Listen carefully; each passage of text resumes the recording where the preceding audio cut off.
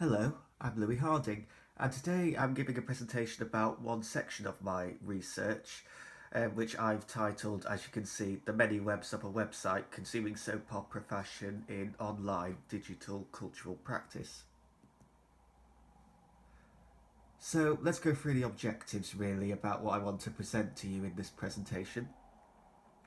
So one objective is to explore how this website soap style serves as a paratext. More on that later.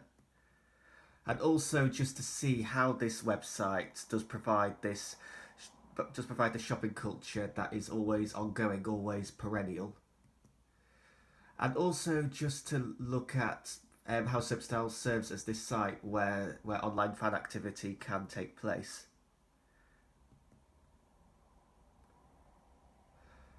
So I suppose a good place to start is what exactly is Soapstyle?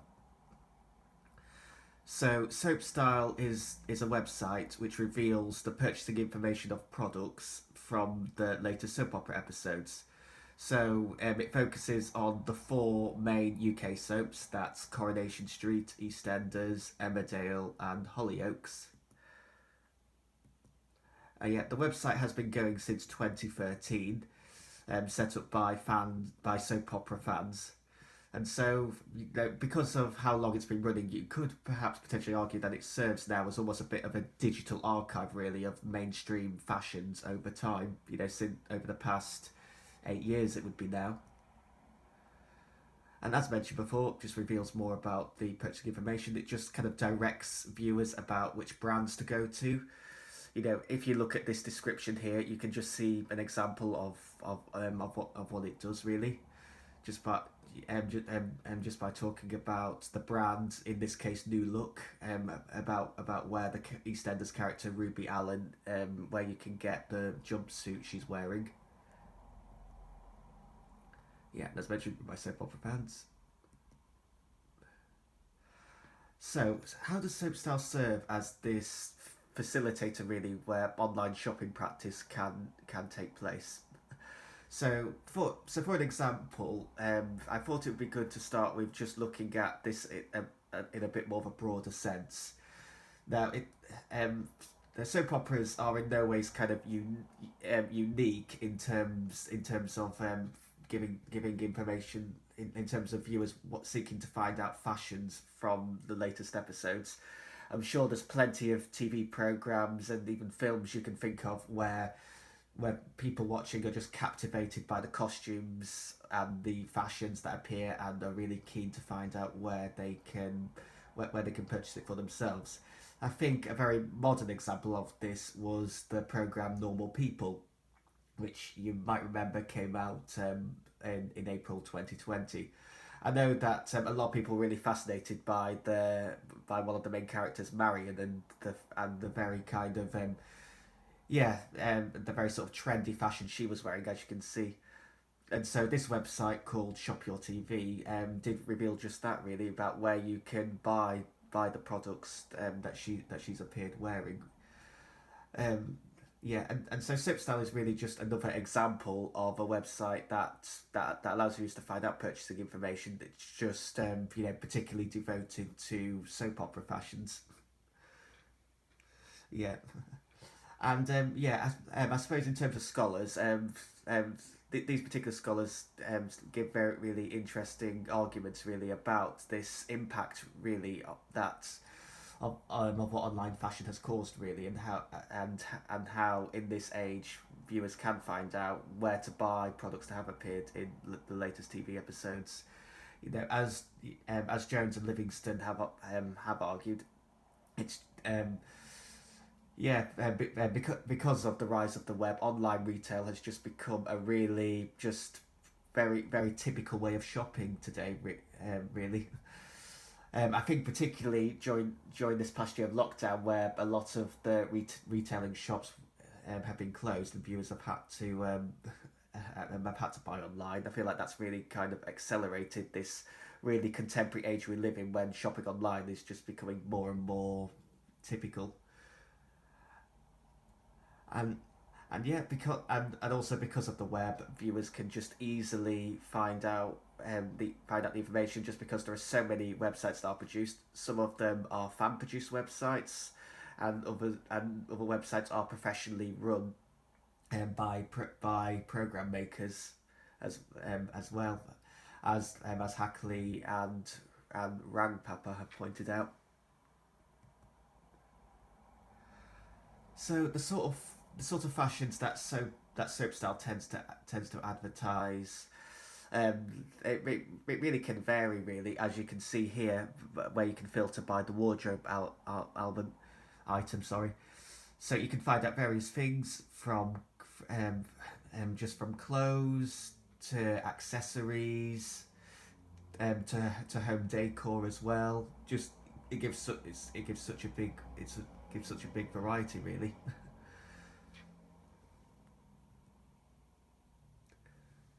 Now you might be wondering why have I kind of showed a poster from Harry Potter in this presentation about soap operas. Don't worry, there is a method to the madness. Oh, sorry. Yeah, I'm sure many of you have probably seen Harry Potter. Um, but I don't suppose many of you. I suppose for many of you, I don't suppose your first encounter with Harry Potter was actually just watching the film itself. I suspect perhaps maybe it might have been word of mouth. People have talked about the films, or I don't know, or maybe, or you've seen trailers, or you've just seen posters around, and I suppose perhaps to many of you that may have been your first encounter with the text of Harry Potter, and so that in itself is a paratext. So paratext is a term that Gannett first used in 1987, and so paratext just refers to just things that are about the text but not the text, if that makes sense. It's sort of material outside the main text, and it really can range from book covers to trailers to posters to interviews. Just sort of anything that's kind of in addition to the main text, and as Jonathan Gray has pointed out, really, that for a lot of people that is their first encounter with the main text. Really, it's the paratext that leads to it, and that's very much what soap style is. So soap style serves as a paratext where viewers can just immerse themselves with the soap world even further. And in case you don't know, soap operas are broadcast all year round, and so because of this, soap style continuously updates itself, and so that means that just throughout the year, viewers can find out the latest fashions really just by going on to soap style.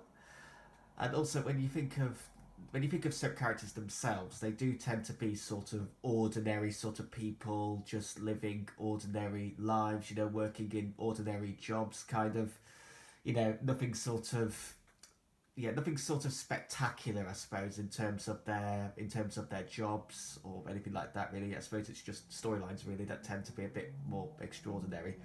But yeah, the characters are often dressed in really ordinary fashions. Fashions that you can get from most mainstream high street retailers.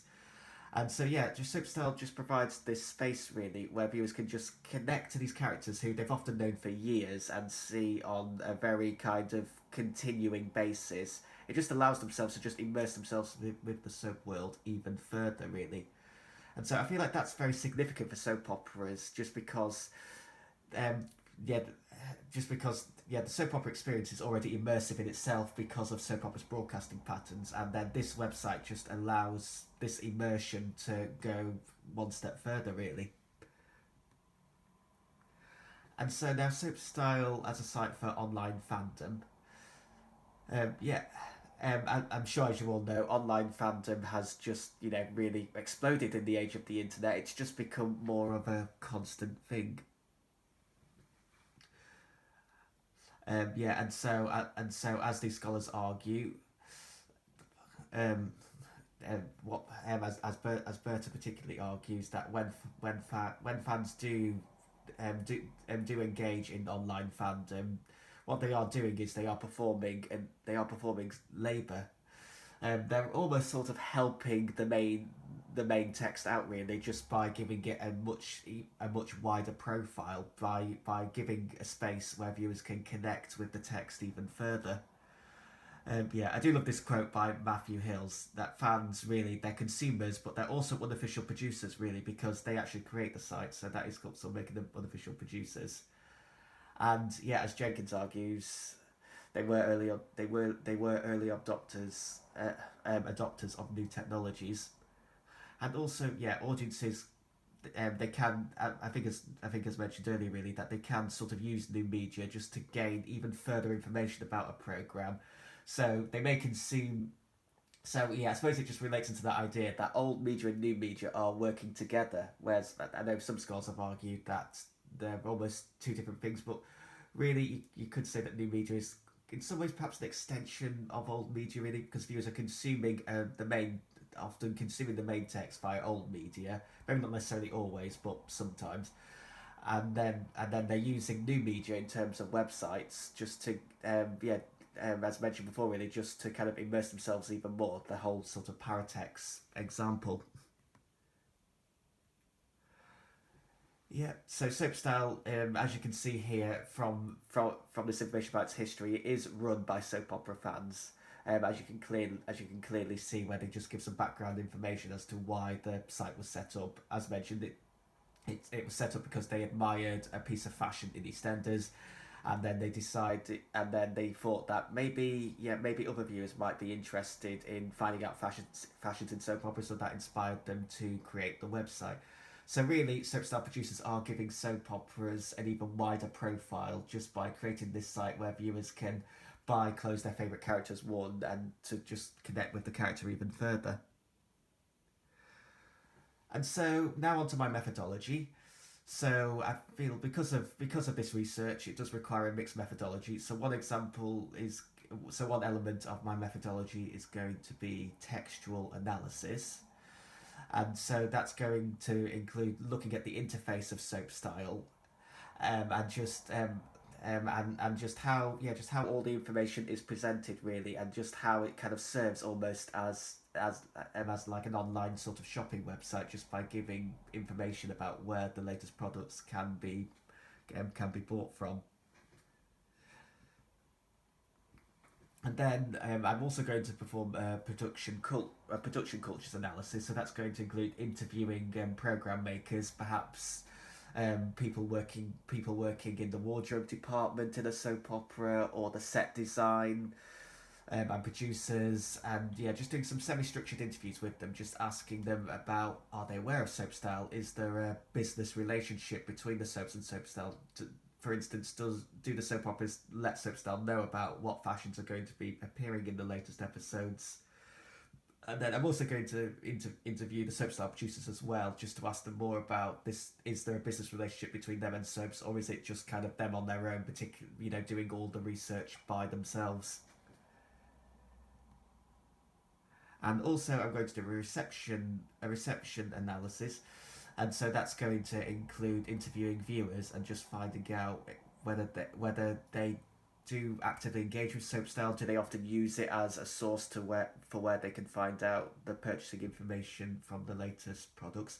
That's going to come in the form of an online questionnaire, sort of an open-ended questionnaire, just allowing them to really expand on their answers. Because I feel from that, it's just good. We might find out information that perhaps might be unexpected, really. So we thought that would be a better idea, rather than doing more of a sort of yes and no style sort of questionnaire. Okay, I think I've gone over my time, but yeah, that's everything I wanted to say. Thanks for listening. Look forward to hearing any questions.